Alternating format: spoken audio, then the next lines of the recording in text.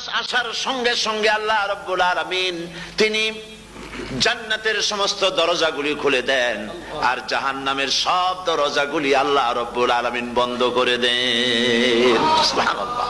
আর শয়তানকে শৃঙ্খল দিয়ে বেঁধে ফেলা হয়, শিকল দিয়ে শয়তানরে বাঁধা হয়ে যায়। এই হাদিসটা যখনই শোনাই বিভিন্ন জায়গায় লোকেরা বিভিন্ন জায়গায় প্রশ্ন করে, হুজুর কোন তো যে শয়তানরে বাঁধা থাকে, কিন্তু রমজান মাস কত লোকেরা মদ খায়, মিথ্যা কথা কয়, তাহলে শয়তান বাঁধা থাকলো কেমনে? আমি বলি দেখেন, এর ব্যাখ্যা আছে। এর ব্যাখ্যা কোন কোন ঘড়ি আছে একবার চাবি দিলে 6 মাস চলে, আর একবার চাবি দিলে 2 বছর চলে, আবার চাবি দিলে লাইফ চলে যায়, এরকম ঘড়ি রয়েছে। কোন কোন মানুষের শয়তানে এমন চাবি দিছে যে চাবিতে 6 মাস চলে, কোনটায় 10 মাস চলে, কোনটায় বছর চলে। রোজার মাসেও যারা গুনাহ করে শয়তানে এমন চাবি দিছে যে রোজার মাসেও বন্ধ হচ্ছে না। এরা শয়তানের খপ্পরে পড়ে গেছে।